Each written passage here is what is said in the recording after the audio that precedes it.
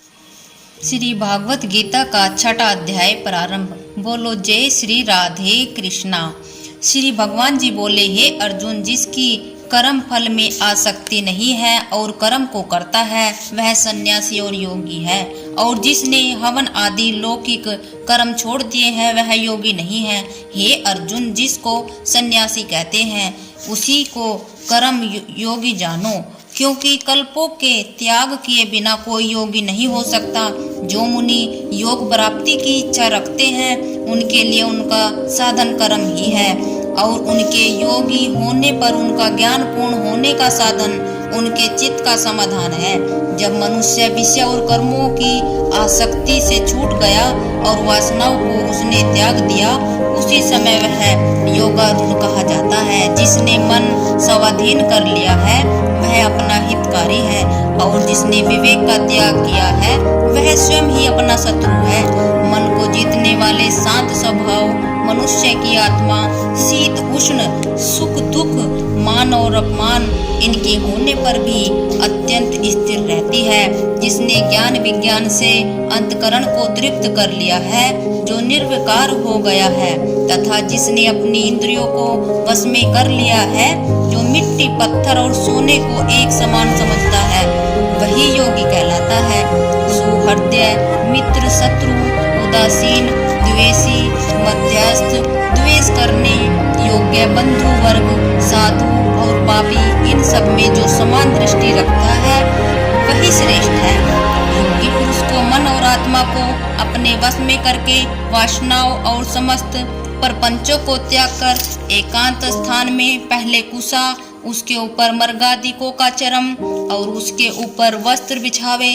स्थान न तो ऊंचा और न नीचा हो, उसी पर मन और एकाग्र करके चित्त और इंद्रियों को रोक कर बैठना चाहिए। आत्मशुद्धि के लिए योग करना चाहिए। शरीर मस्तक और गर्दन को सम करके अचल होकर स्थिर होवे, और अपनी नाक के अग्रभाग को देखता हुआ सब दिशाओं से अपनी दृष्टि हटाए रहे।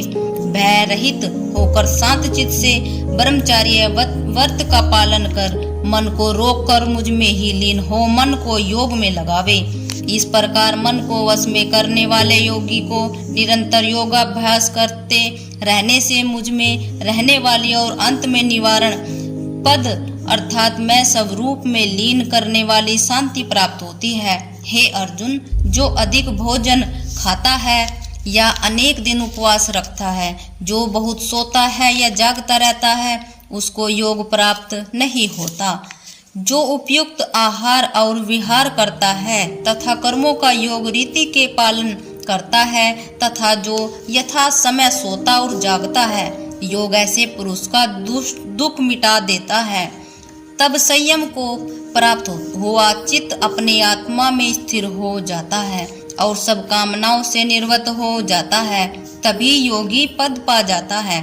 जिस प्रकार वायु रहित स्थान पर रखा हुआ दीपक चलायमान नहीं होता, उसी प्रकार योगी अपने चित्त को निश्चल रखकर उसका संयम करता है और अंतकरण की समाधि लगाता है। जिस जिस अवस्था में योगाभ्यास के कारण चित्त का वेग रुककर विषयों से पृथक होने लगता है और शुद्ध अंतकरण से आत्मा को ही देखकर आत्मा में ही संतुष्ट होता है, जिस अवस्था में वह अत्यंत सुख जो इंद्रियों द्वारा जाना नहीं जा सकता, वरण केवल बुद्धि से जाना जाता है, अनुभव करता है, और वह योगी आत्मस्वरूप से स्थिर हो, उससे विचलित नहीं हो, जिस अवस्था को पाकर भी फिर और कोई बड़ा भारी दुख उसे वहां से चलायमान नहीं कर सकता। इस अवस्था को दुख संयोग वियोग कारक योग नामक जानना हो, सो योग निर्कल्प चित्त से निश्चय करके ही करना चाहिए।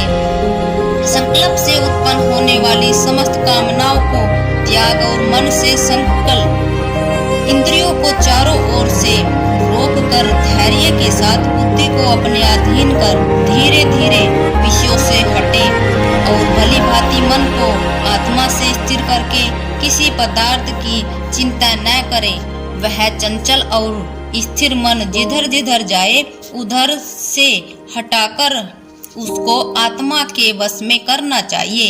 इस प्रकार शांत चित्त तथा रजोगुण से रहित निष्पाप और ब्रह्म स्वरूप योगी को उत्तम सुख प्राप्त होता है। इस रीति से निरंतर योगाभ्यास करने वाला योगी समस्त पापों से छूटकर सहज ही उस परम सुख को पा लेता है जो ब्रह्म के संयोग से प्राप्त होता है। जिसका मन योग में स्थिर हो गया उसकी दृष्टि भी सर्व सम्मान हो जाती है।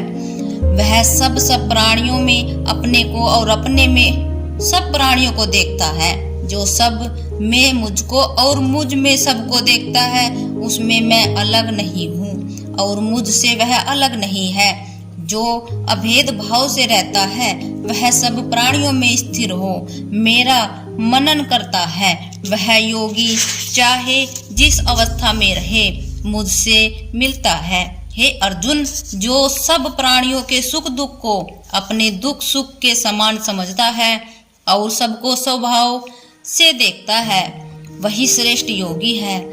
अर्जुन ने कहा, हे मधुसूदन, आपने जो यह योग सिखाया कि सबको अपने समान देखे, सो मन के चंचल होने के कारण उसकी दृष्टि स्थित अपने में नहीं देखता हूँ।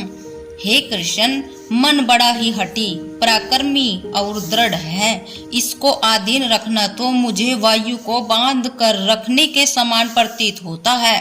श्री कृष्ण भगवान ने कहा, हे महाभावो, इसमें संदेह नहीं कि मन अति चंचल है और इसे वश में करना बड़ा ही कठिन है। फिर भी हे अर्जुन, अभ्यास और वैराग्य से अधीन कर लिया जा सकता है। जिसका मन वश में नहीं उसको योग अत्यंत दुर्लभ है, ऐसा मत है। परंतु मन को वश में करने वाला प्रयत्न करते रहने से उपाय द्वारा इस योग को प्राप्त कर सकते हैं।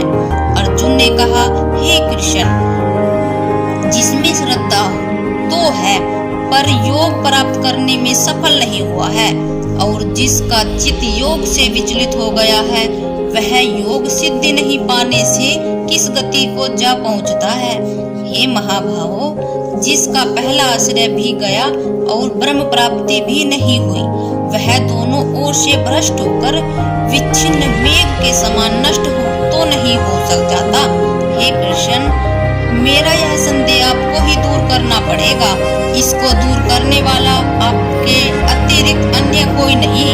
श्री भगवान बोले, हे पार्थ, उसका यह नाश नहीं होता और परलोक में भी नहीं होगा, क्योंकि उत्तम कार्य करने वाला मनुष्य बहुत दिनों तक पुण्यवानों को प्राप्त होने वाले लोकों में वास करता है और वहां से फिर किसी पवित्र और धनवान के घर में आकर जन्मता है, अथवा वह बुद्धिमान योगियों के कुल में जन्मता है। इस प्रकार का जन्म पाना भी इस लोक में बड़ा दुर्लभ है। बड़े श्रम और यत्न से जो योगाभ्यास करता है वह पापों से शुद्ध होकर अनेक जन्मों में प्रसन्न परिश्रम करके सफल होता है और परम गति को पाता है। बड़े बड़े तपस्वियों से योगी श्रेष्ठ हैं, ज्ञानियों से भी योगी श्रेष्ठ हैं। इसलिए हे अर्जुन, तुम योगी बनो, केवल मुझ में ही मन लगाओ। मेरी प्राप्ति के लिए जो मेरा भजन करता है उसको समस्त योगियों के मध्य मैंने अत्यंत श्रेष्ठ माना है। बोलो जय श्री राधे कृष्णा।